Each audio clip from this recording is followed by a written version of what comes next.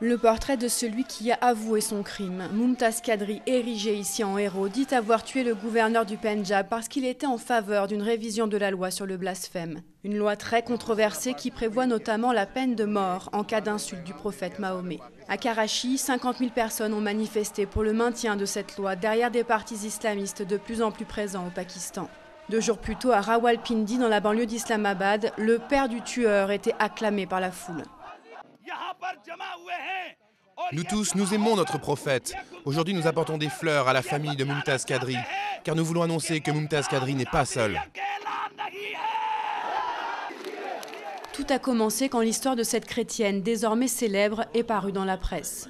Asia Bibi a été condamnée en première instance à la peine de mort par pendaison il y a 2 mois pour avoir blasphémé contre le prophète Mahomet. En juin 2009, alors qu'elle travaillait au champ, des femmes musulmanes auraient refusé de boire dans le verre touché par la chrétienne.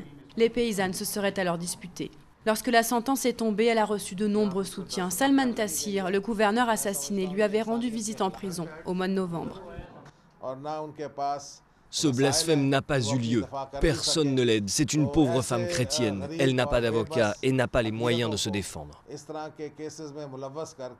Le gouverneur du Pendjab avait aussi annoncé qu'il présenterait une demande de grâce présidentielle en faveur de la condamnée à mort, s'exposant ainsi à la colère des islamistes. Son assassinat, en plein cœur d'Islamabad, a été un choc pour les défenseurs des droits des minorités.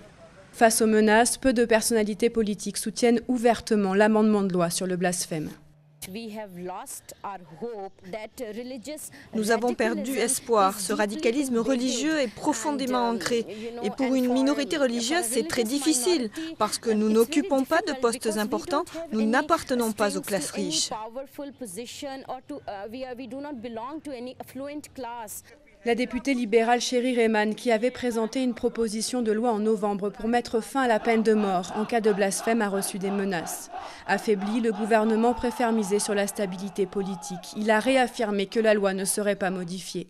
Le pape Benoît XVI, quant à lui, a demandé au Pakistan de l'abroger.